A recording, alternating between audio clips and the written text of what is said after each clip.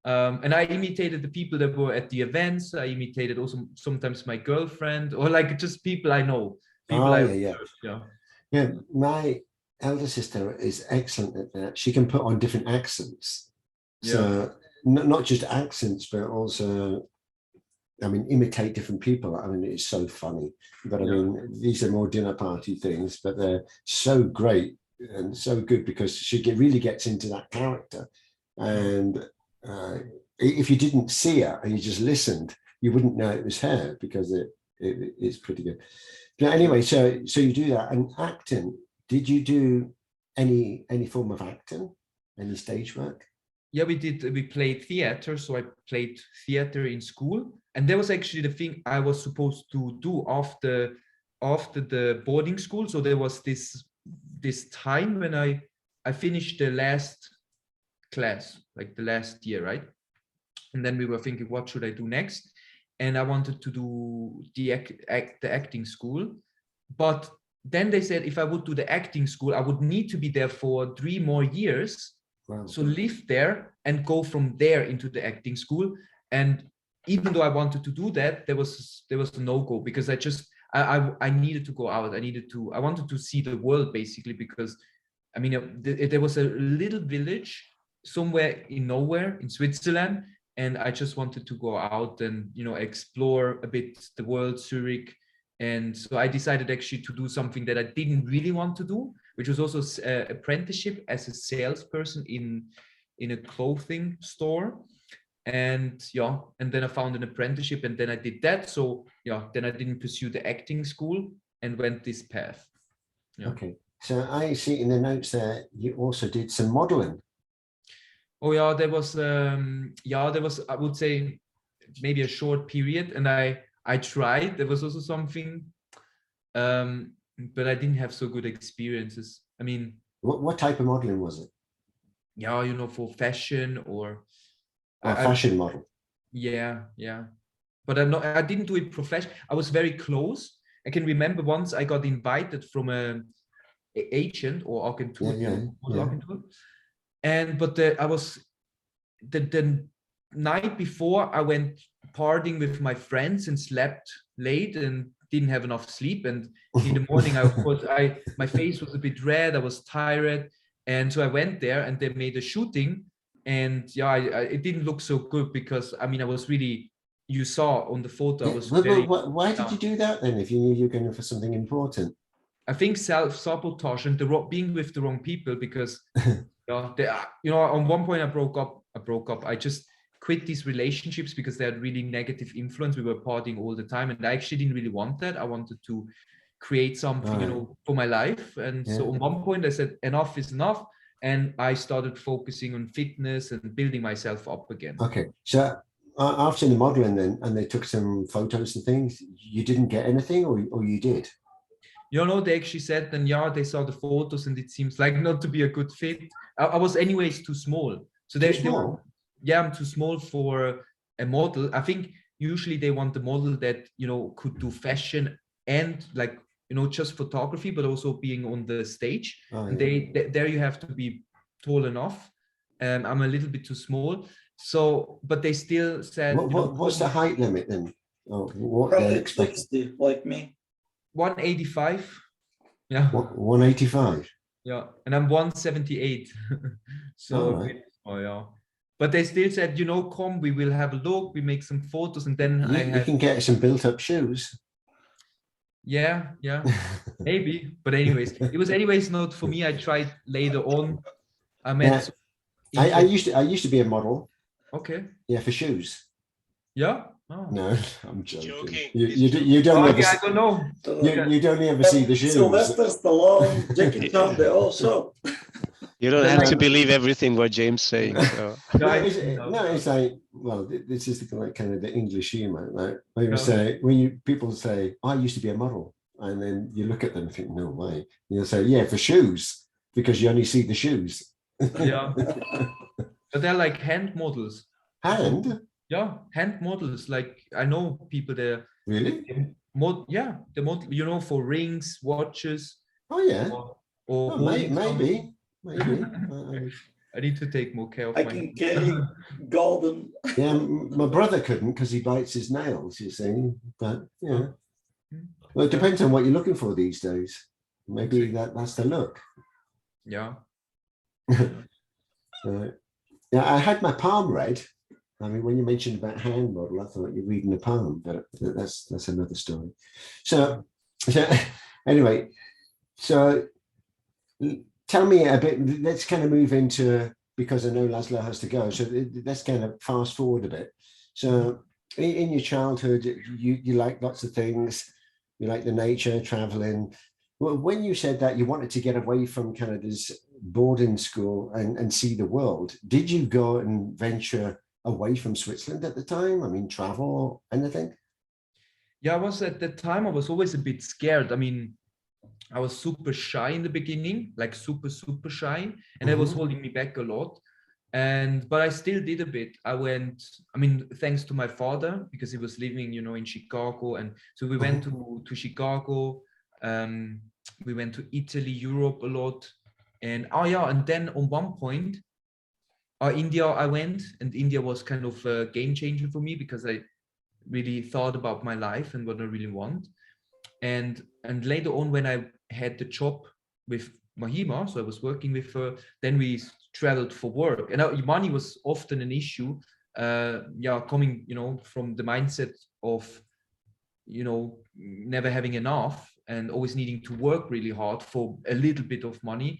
I never really had much money, so yeah. But then when I got the job with 𝗪𝗎𝗻, we started traveling everywhere for work. So that was great, right? There was no pressure around money. I'm going for work. I'm actually making money, and I see the world. And we traveled to so many places, also with great people, and that was for me really awesome. Yeah. Right, but that's more recently. I mean, when you So how did you? I mean, tell us about what you're doing now. And how did you get into that? Because I see some artwork behind you. So I'm assuming this is yours. That's mine, yeah. I don't know if you see it. Yeah, so I started painting in 2016. That's when I really started painting. And it came, I read a book that inspired me to start painting just for myself, to kind of heal myself, because I had quite a lot of trauma from the childhood and was super shy and all these things, and painting helped me to heal and feel better about myself. And then at the same time, in 2016, when I started, my mom met the guy on a bus station, and he came home in the evening when I came back from work. I had like a part-time job, and then he wanted to buy a painting that I did in the boarding school when I was like 16 years old. And it was like just a small painting on wood. And, you know, for me, it's like, you know, who would, I didn't even think that anyone ever would think about buying that, because it was so easy and natural for me. And he bought it for like 600 Swiss francs, which and I never sold anything. I did this when I was 16, and it blew my mind. And so this was, the start for me, you know, getting confident in that, and seeing that this is really a talent. This is actually so this was the thing I was looking for, you know, that I was always looking for the one talent, since I had so many ideas and so many talents and so many things I could have done. And this was a sign. I took it as a sign from the universe to pursue that. Absolutely. So at school, I mean, when you were at the boarding school, I mean, did you have kind of arts and crafts and artistic, creative programs?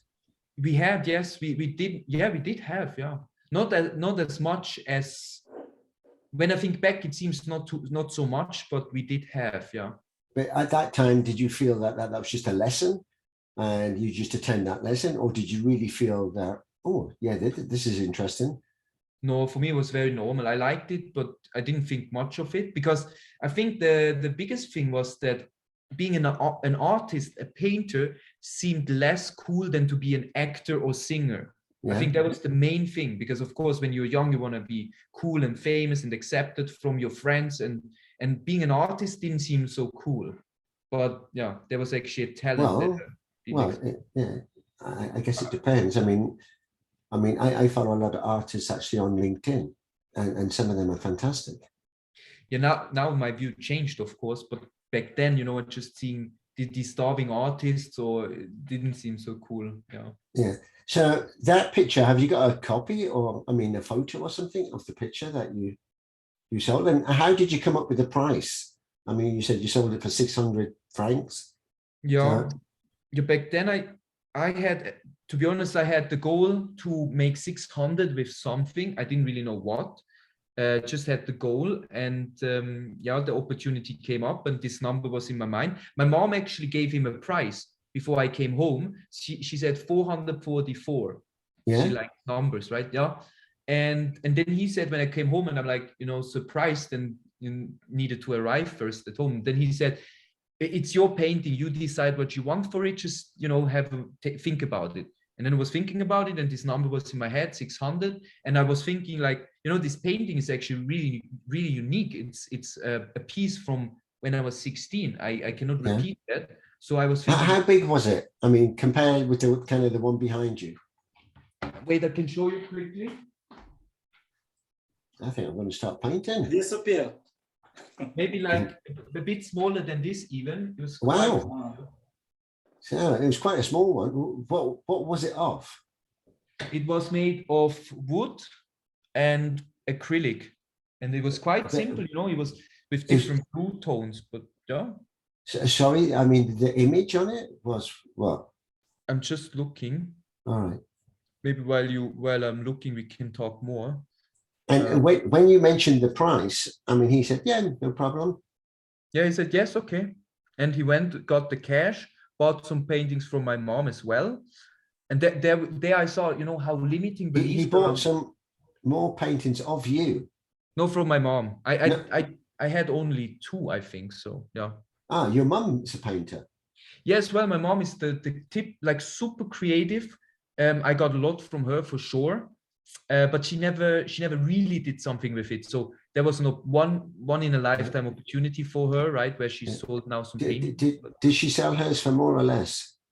Less. She was very surprised. She's It's like, because she had a lesser number. You came with 600. yeah, I exactly. I wanted 600, and that's what I got. You get what you ask for. Right? Excellent. Yeah. Yeah.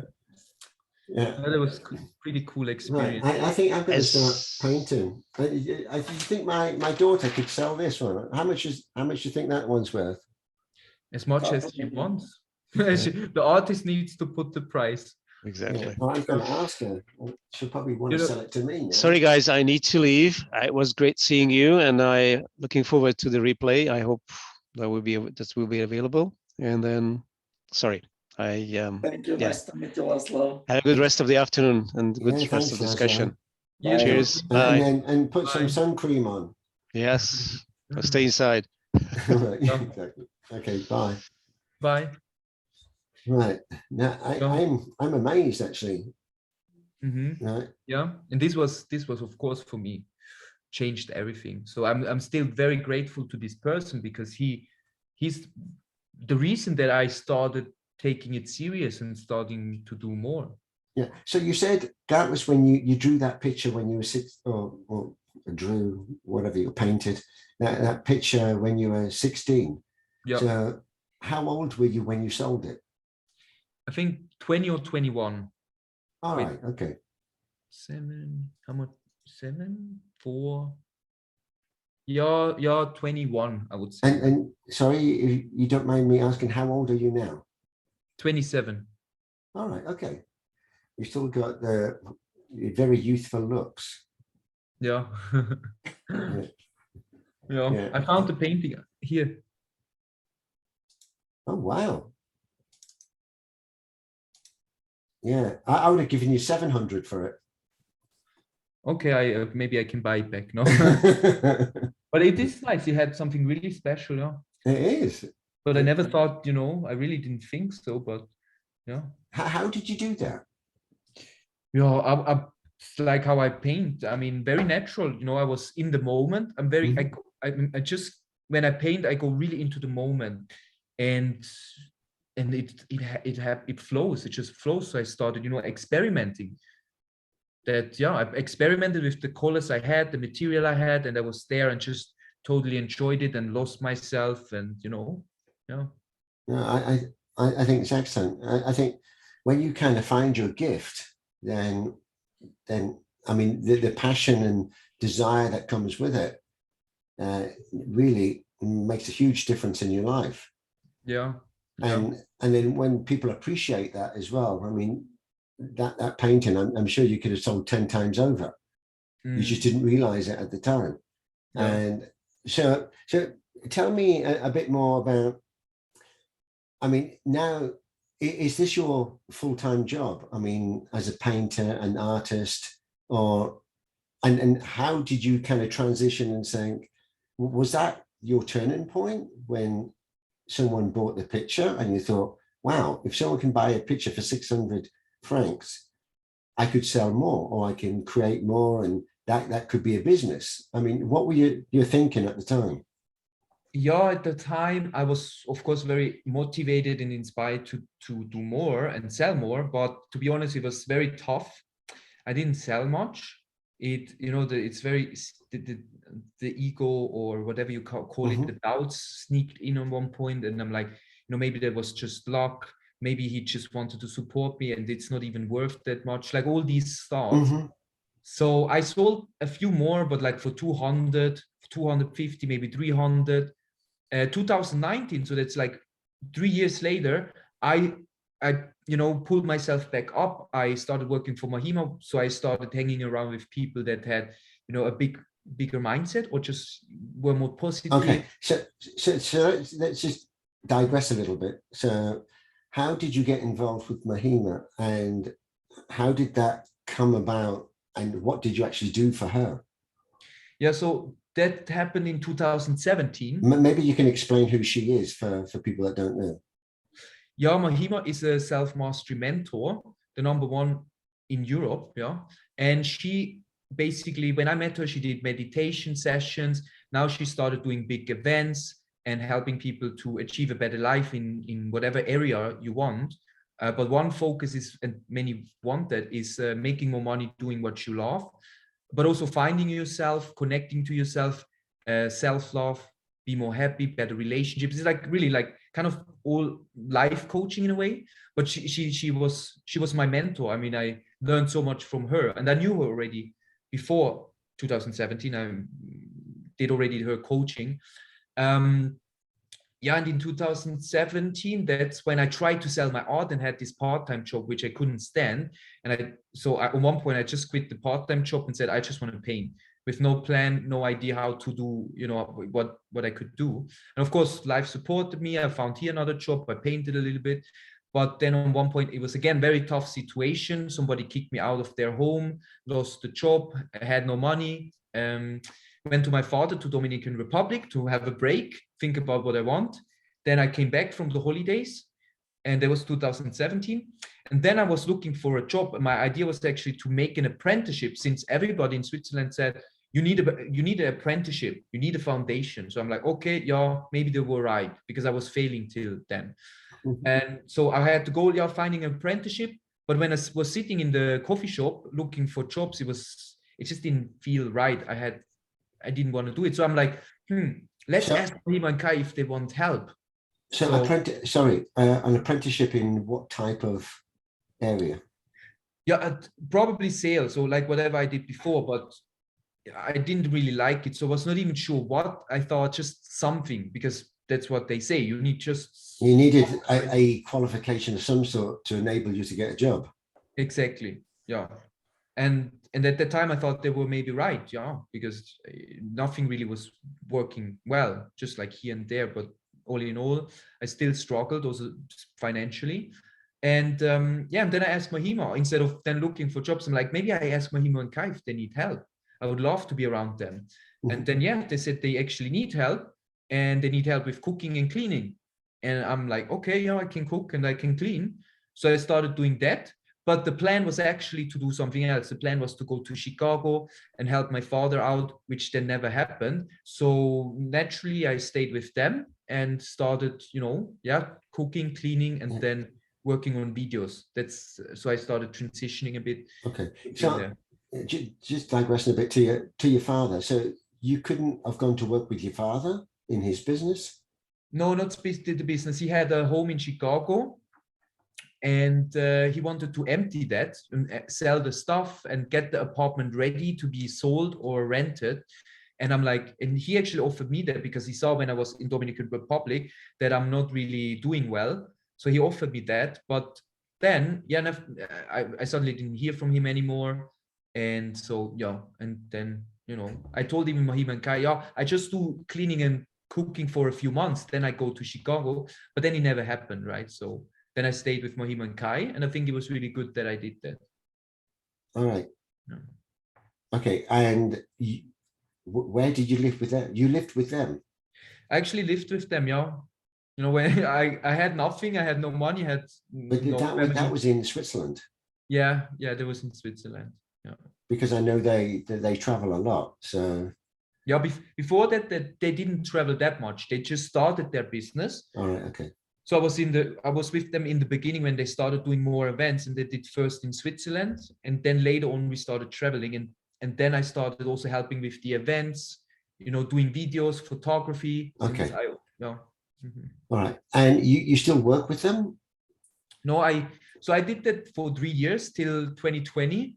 And then I decided to do my art full time, since I made, like, that was amazing. 2020, I really decided that I want to do art. I'm an artist and I want to do that. And then within 1.5 months, I made 26,000 only with my art. Yeah. And I was like, for me, also mind blowing. I'm like, I struggled my whole life to make money. Never had much. Always needed, you know, it was always this scarcity feeling, but they changed. And at first I changed my mindset, of course, and believed that it's possible. Within the 1.5 months, 26,000, almost as much as I made with 𝗪𝗡𝗏𝗏 in 1 year. And then I said, like, you know, first I wanted to do art on the side and still work there. But, you know, then universe kicked my butt in a way. And I decided that I'm done with this part of my life, with working with them and doing art. I want to do art full time. So now that you're doing it full time, when did that start, the full time? In 2020 August. Right. So almost 2 years now. Yeah. And how's it going? It's going well. Like 2020 was an amazing year. Made 3 times as much as the last year doing art. Right. It was, and sold my first painting already in November. 1 painting for 20,000 euros. 1 painting? For, yeah, over Facebook. So, I mean, with a video call and everything, but yeah. 20,000. So 1 painting for 20,000 euros? Yes, yeah. That's right. good. Have you got a picture of that one as well? Yeah, it's actually one of my, it was my absolute favorite one. So I'm like, I want a 20, I have my normal prices, right? But this one was more like, it was a very new one. And I said, I want 20,000 euros for this, otherwise I keep it. And I don't have a problem to keep it. So that was really. So what made you think, like, I mean, from originally 600 francs now to 20,000 euros? I mean, yeah, within the years I progressed, right? My art started to raise. So I sold for, in 2019, I think 2,600 and 2,000 was the maximum. So already, of course, progressed, right? It took a few years to get there. And 2020 was just like a mind switch. I started selling from 1,000, you know, in the beginning of 2020, my mindset, self-esteem went a bit down, started selling for 1,000 and slowly moved up to like a 4,000, 6,000, and then the 20,000 came. So, so kind of that mind shift that you experienced, was that working with Mahima that helped with that?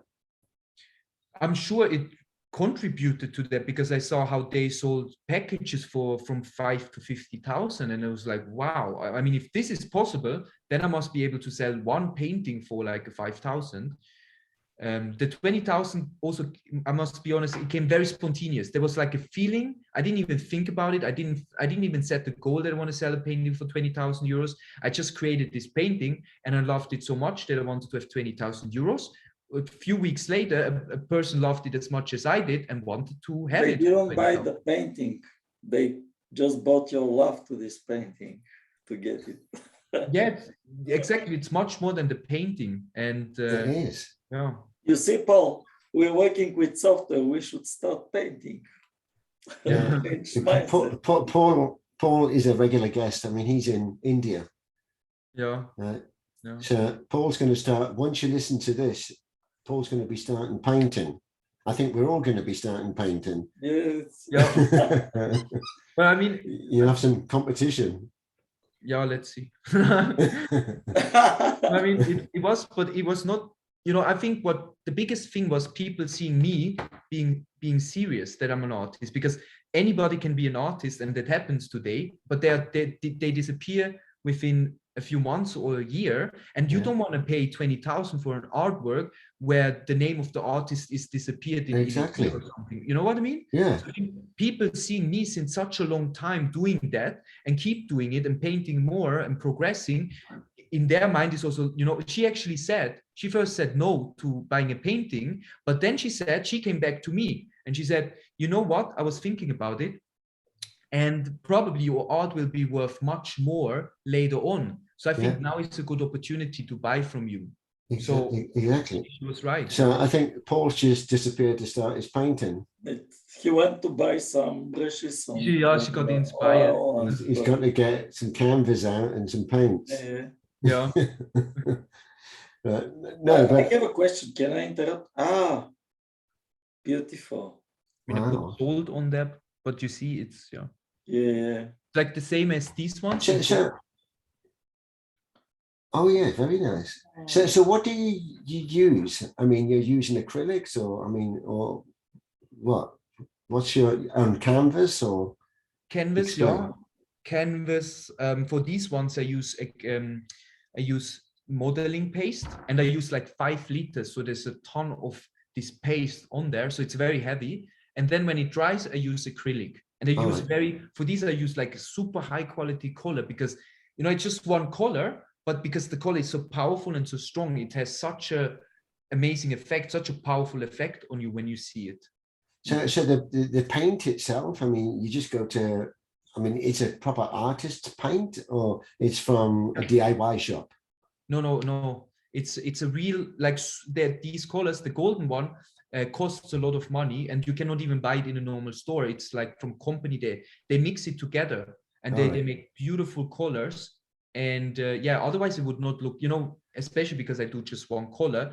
The one color I choose needs to be super nice and high quality. Otherwise you see the brush strokes and you see all these things, and it doesn't look nice. So are you inspired by other artists and what they do, or is this kind of all from your own kind of imagination and your own creativity, and you're kind of inspiring yourself? Yeah, I do have, I mean, both. I would say it's a mix. First, when I started, it was just from me, you know, just the need, the urge to express and to, you know, do something. But later on, I found artists that inspired me. And I must say, I admired Pablo Picasso for his success and everything he did. And also I became more interested in his painting. But first, I was more interested in artists that are more underground and that not everybody knows. So I found a few artists like that really inspired me, and they're not known. So if I say the name, they're probably not known. I can say one, his name is Conor McCready, and he actually has his studio in Zurich, and he paints only in blue. And there was like, and with lots of splashes, so very, very not provocative, but very free. And that's what inspired me, but that's also who I am. And that's so, that inspired me a lot, yeah. Yeah, it was like the Picasso. I mean, he did a blue range, and I mean, went through kind of the blue era. I mean, yeah, I'm very fascinated with paintings and things that are different.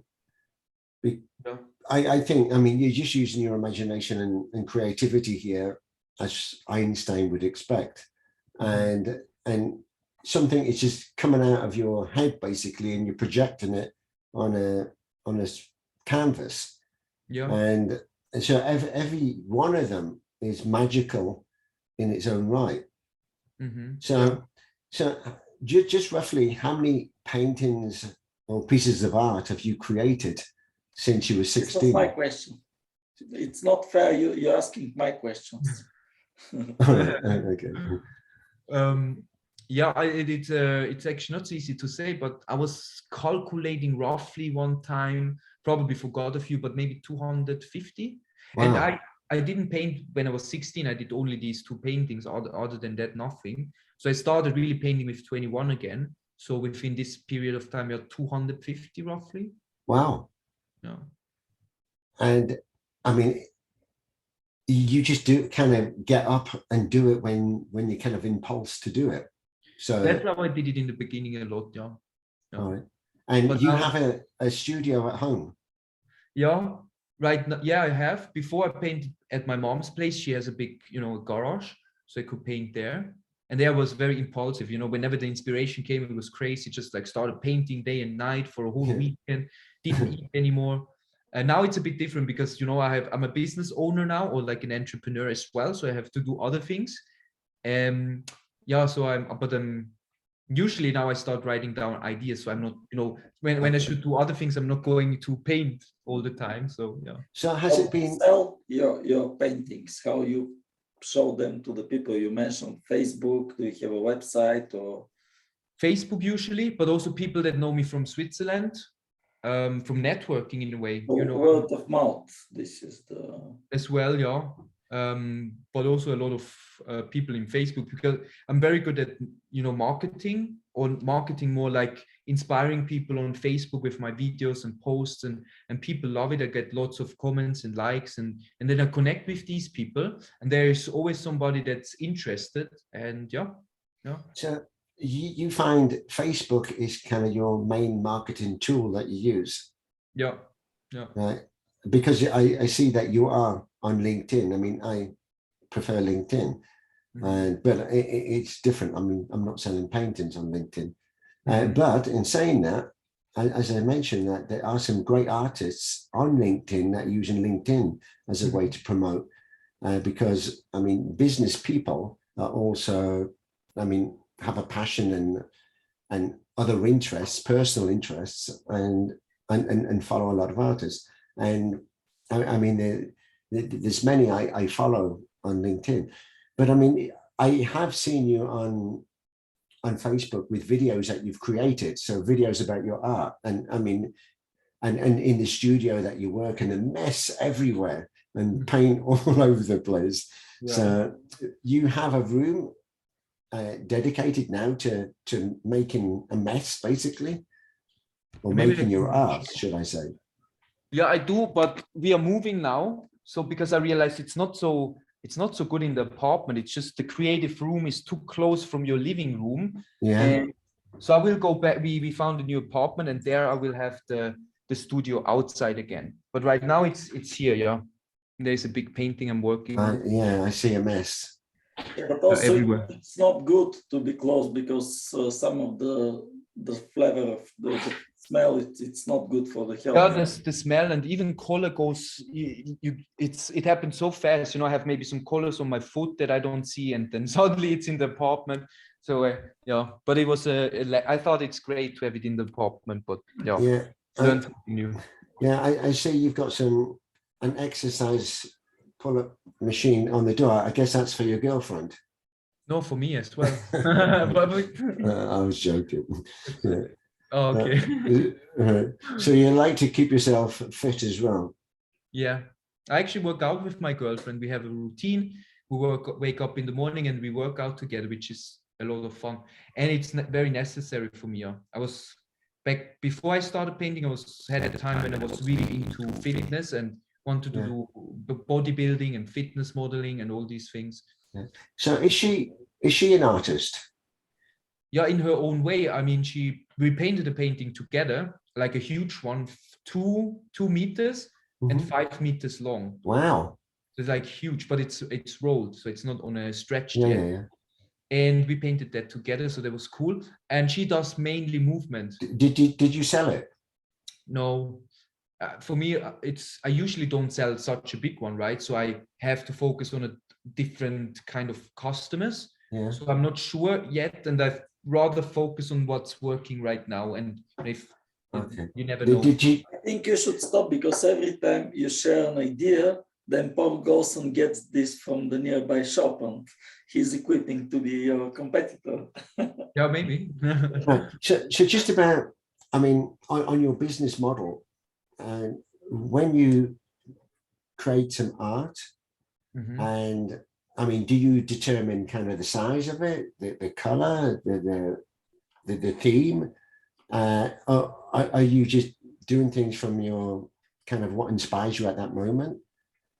Usually, yeah, what inspires me, but sometimes I know the canvas size, but there can also be an inspiration. Like I'm inspired to paint big.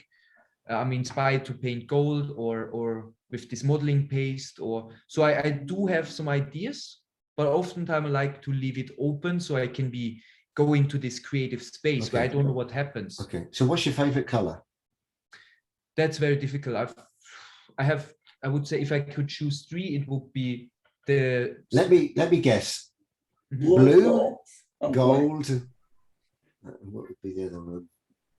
I'm going to go white, blue, gold, and white. Almost, but yeah, you were right with blue, gold, but I have specific ones. Since I'm a painter, I use specific tones, right? So this blue is one of my favorites. Oh, I could have said red, I guess.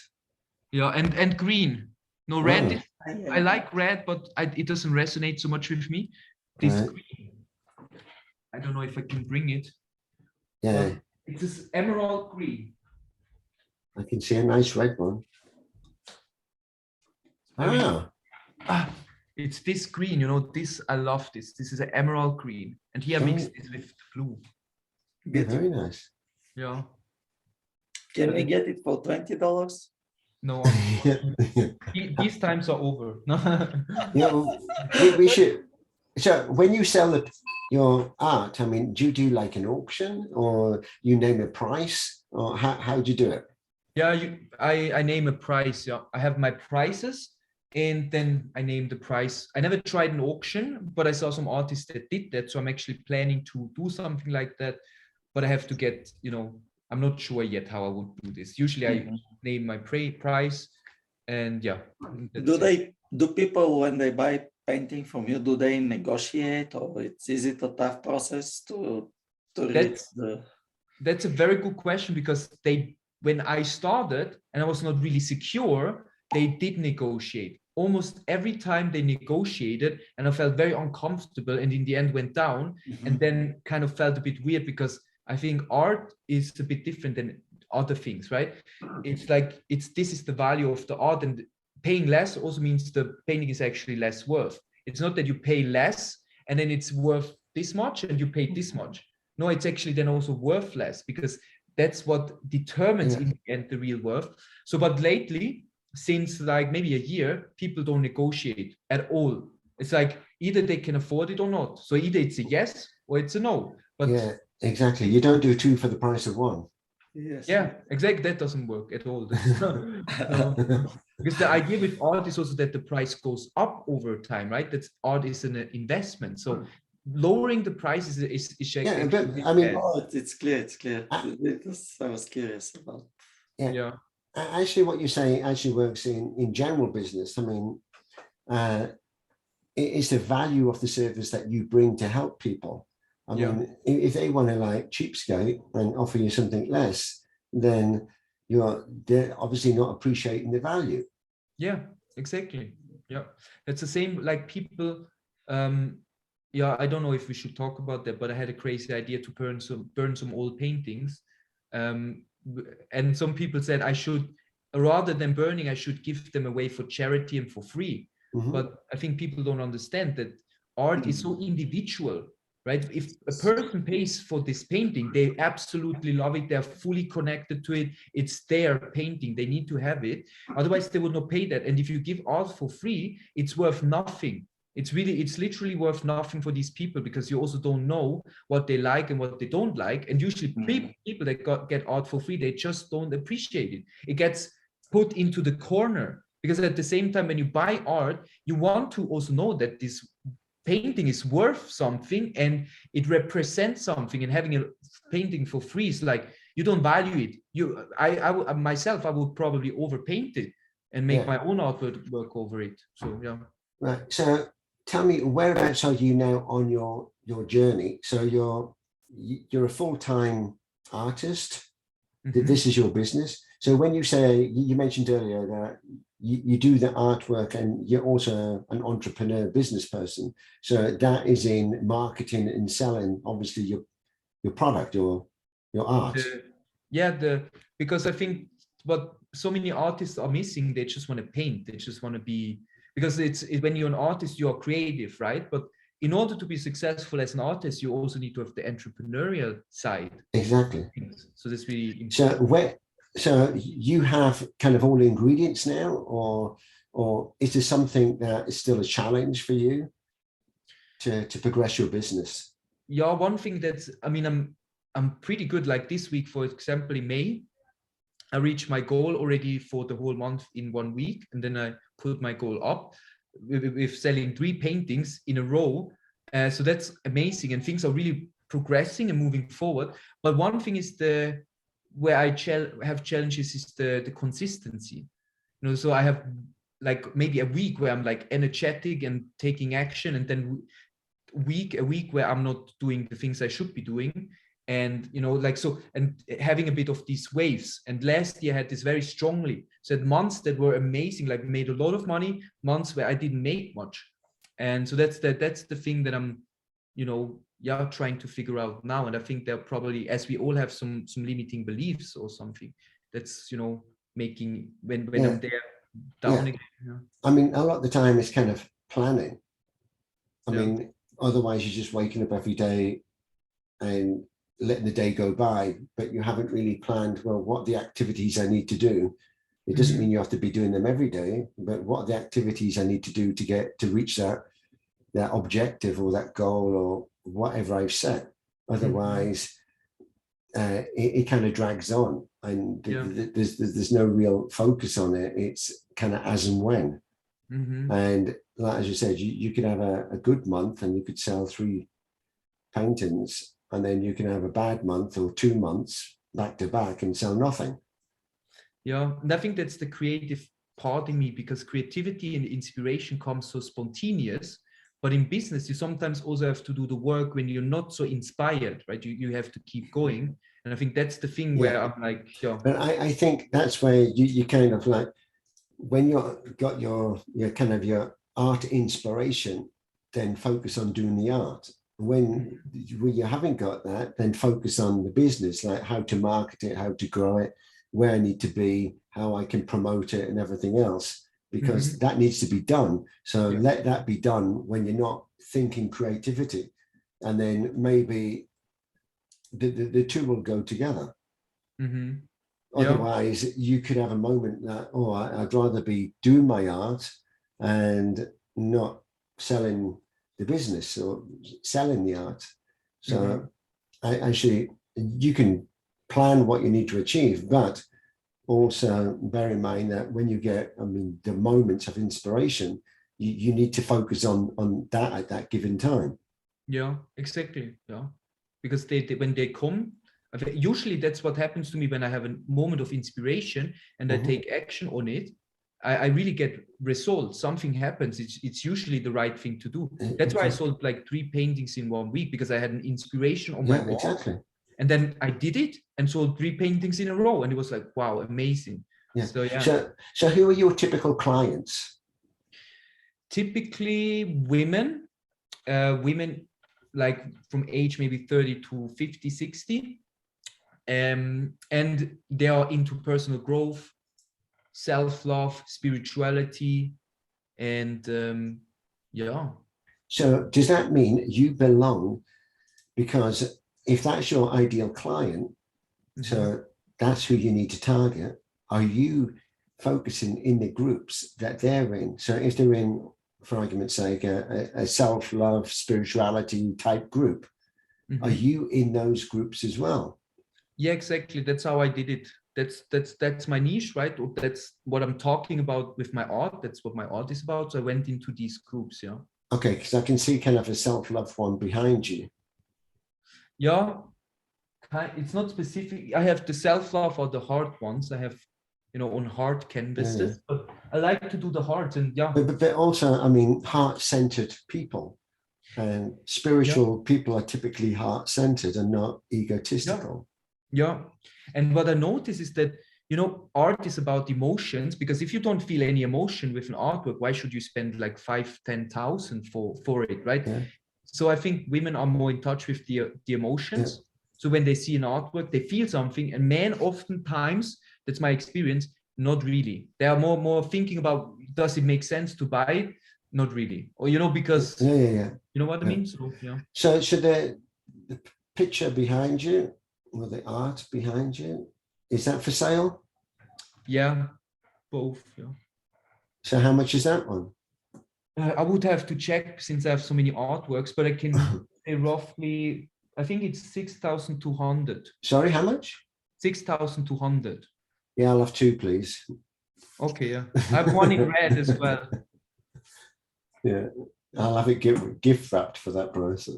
Yeah. All right. No, but I'm very impressed. And do you have a gallery or something that you can exhibit your artwork? No, I do that mainly online, but it's something, I think it's not really necessary since you have social media. But on one point, I would like to do that. Yeah. Okay. Mm-hmm. So if I help sell your art, can I have a percentage of that? Yeah, we can talk about it now. I mean, I'm happy to give if somebody helps me. Why not? I have a software solution for this. Okay, yeah, let's talk about it. No, sure. It's because you're selling through the word of mouth. So when people say I have such a software solution that helps to progress, and people can see how you sell how it goes with their recommendations. So for example, James recommends me, he puts my name in the application, then you contact, hey boy, you like cars, etc. So look at this. So yeah. And then James can see, oh, running after 20,000, I will get 4,000 weekend. I was actually thinking about that, but I learned from my art mentors as well that people that buy art, they don't really recommend because they want to have money, because they have enough money. So they're, you know what I mean? That's what she told me, and it makes sense, I think. Yeah. You know, so I'm happy to obviously help you out and create some visibility. And I'm also in some groups that would be your target audience.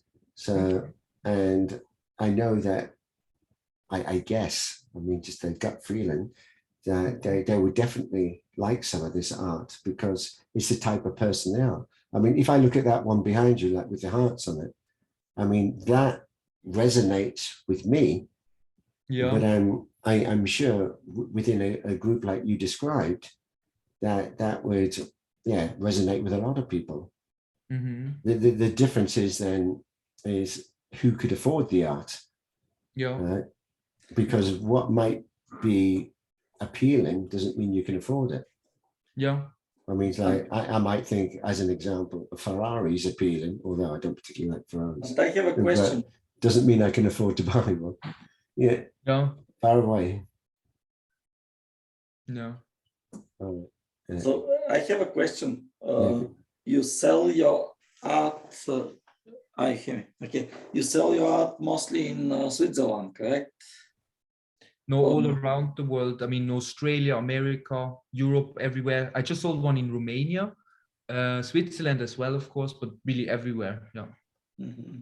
Because it's also art. It's as you know it's very specific. You don't have like a business model, how much it will cost, because the value is like spiritual. You cannot put a formula, 1 kilo of paint or whatever. So it's ingredients does not make the cost. It's and it's amazing. And also a lot of people use art as an investment, as a way to because it has its own value. What I shared with you before we started officially, In UK, I saw many artists, even quite that are doing quite well. They actually sell signed reprints of their paintings. This is in business, in the it's called like the illusion of the shares, let's say. For example, because you cannot sell it as a whole, you sell like 50 signed reprints, which is high quality reprints with real signature. But this is something that is, have you ever thought about such a way of promoting your art? Or? Yeah, I did a few prints, but like how I do it now is really I go in contact with people one-on-one. So, and then it makes more sense for me to, you know, offer an original. But on one point, I'm also interested to do that. But I think I would need to build a bit more my you know, my database, my followers, and then on one point I would offer more prints. Yeah. So I have a question. So, do you sign all your artwork? Yes. Yeah. Right. I usually say, you know, I this, for example, I don't want to have my signature in here because it's like this field of colors where I don't want to have my signature, so I put it in the back, and yeah, and then they also get a certificate of authenticity. You know, with the name and the signature. Oh, excellent. Both, yeah. Very good. Yeah, I like it. I like what you've done. So, yeah, I mean, we could talk for hours. We've kind of gone over the time already. I know Paul, the other Paul has joined. He's in South Africa. Typically, the connection, I see Paul in India, his connection keeps dropping. So he's in a discotheque. And Paul is in Durban in South Africa. So typically, yeah, bad connection as well. I am hoping he can hear us, but always late because you're an hour late, Paul. Right, we're actually wrapping up. So I don't want to keep you any longer. You've been a fantastic guest. Have you got any words of, because I mean, hearing your story, what you've gone through and the challenges that you faced, kind of the turning points that you've had, have you got any advice that you can give to anybody? Yeah, so for myself, what I see made the biggest changes in my life is around mindset. And I know you hear that all the time, and it seems like, you know, your mindset. Cliche. It sounds like cliche. Exactly, it sounds very cliche, but it's true. And I would say more specifically, what helped me to be successful in business and in art, which not so many artists are successful in, is first of all like a feeling of abundance. You know, that there is more than enough, but not just with money, with anything, with opportunities, with love, with anything you basically want to attract or have in your life. So I work a lot with law of attraction as well. And this helped me so much. It helped me everywhere because I just see I'm living in a good universe, and I'm responsible and I'm in control of my life and my destiny. So I literally can create anything I want if I, you know, believe in it. I have a tattoo of my favorite quote here. I don't put it down, but it's like, whatever the mind of man can conceive and bring itself to believe, it can achieve. And that's from Napoleon Hill. And I read this book so many times, and it's so true. It's like that was the biggest game changer in my life, to be also more aware of the things I want, but also then, like, do I really believe I can achieve them? And if I don't, then I look for something else. And so you build a momentum, right? When you start achieving things and you see that you can do things, you start to build this momentum, and you start feeling better. Every time you focus on what you want and you believe in it, you feel good. It's fun. And this mindset helps me a lot. Yeah, absolutely. I mean, I've read Napoleon Hill as well. So there's many different kind of inspiring books that you can read to help you with your mindset. But I think the most important thing is to focus on what you do want and not what you don't want. It's easily to complain about everything. Look here. Yes. Exactly. Yeah, it's so true. Yeah. I thought you were going to do some modeling there. No. No. Can you share your Facebook profile and maybe webpage? It will be fun to look at. Yeah, I've got the links here. I can drop in. Or maybe I can find it on the LinkedIn profile, but maybe the other people will be happy to see it. Yeah, so Yeah, I've just put them in there now so people can find them. Right, so I encourage people to network and join you. Typically, we are mainly on LinkedIn, although I mean, I do have a Facebook profile as well. And I was trying to track you down, and it was easier to find you on Facebook than it was on LinkedIn. But I mean, also I could show you some of the people that I follow that are artists, and I mean what they're doing as well. Different type of art, but nevertheless something I think that resonate with you. And also for groups of people that would fit your ideal kind of client avatar. There's some groups that I could probably recommend there that you join and have a presence and let people know what you're doing. So I'm just going to kind of wrap it up. I mean, we don't necessarily need to close with Emily unless you particularly wanted to have one of the songs of Emily, but I mean, I think don't break. So let's listen to Emily. It will be you want to listen to Emily? Of course. Yes. I'm curious too. Okay, all right. Well, if you just hang on, we'll just have a quick break and listen to a song from Emily, since she has done it with everybody else. I volunteered to sing once, but since then she's normally live, right? But as I said, she's traveling at the moment. So listen to Emily. We're kind of doing this back to front. And then we'll come back to you and then we'll just wrap up. Right, so let me just share my screen. And right, and then you should hear Emily in a second. So push the play button.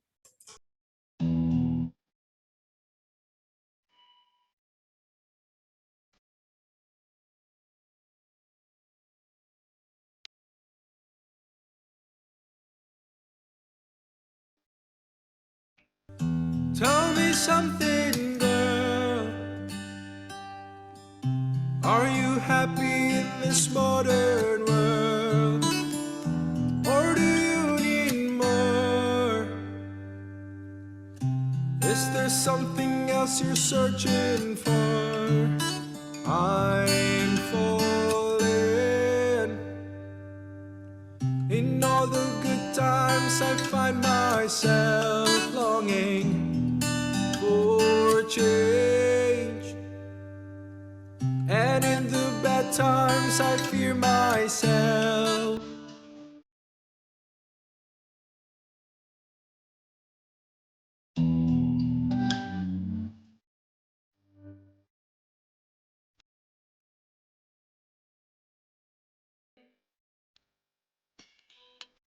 I feel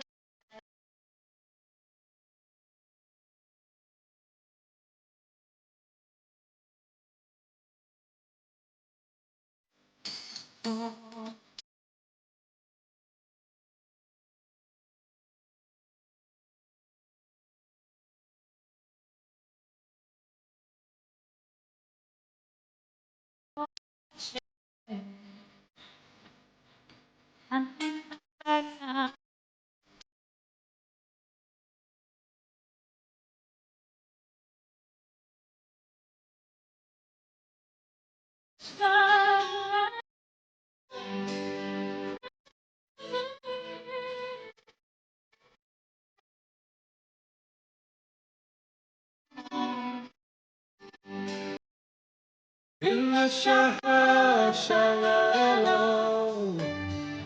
in the sky, shallow, in the shallow, we're far from the shallow now.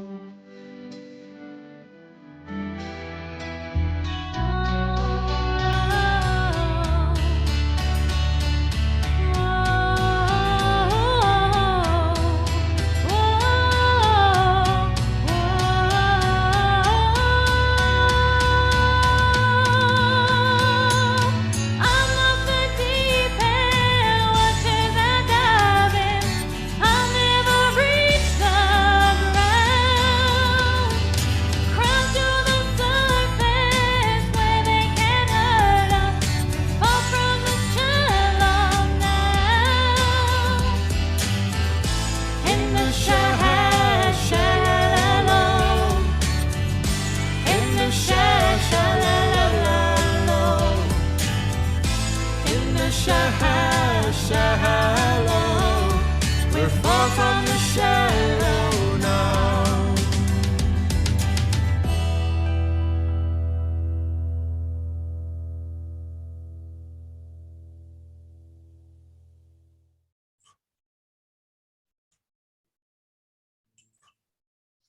Bravo. Bravo, bravo. Bravo. Next time live. Right, we're back. So that is Emily, and she sings cover songs, and she also writes and sings her own songs. So she is typically live. I mean, no doubt you'll meet her on, I mean, if you come on other shows with other guests, then you'll meet her. So she lives in Switzerland as well. She's originally from the UK and lives in Lausanne. Right, and yeah, so Oliver, you've been a fantastic guest. It's been an absolute honor and a pleasure to get to know you better than what I knew before. I knew you were an artist and that's about it. Yeah. And now I know kind of the story behind the artist. I'm very impressed with what you do. I actually love what you do. I think it's a lot more meaningful now than ever before.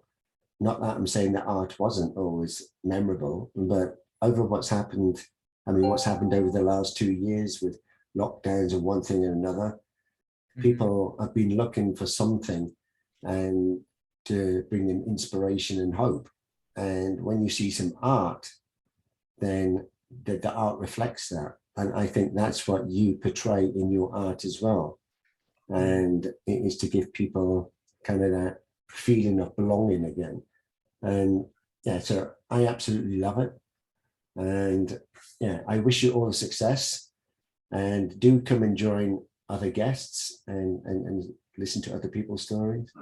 And as you've been a guest now, I do ask a question that if you wanted to be featured in our first edition guest book, and then we've got 8 at the moment that are confirmed, and we're just starting that process at the moment. So if you want to be in the book, then just let me know and I'll send you the details. I'm in. You're in, excellent. I'll send you the details.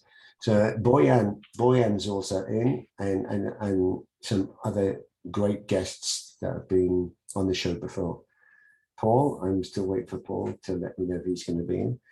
But it's not too late to join because we've only just started, and this will be a magical journey that we'll all share together.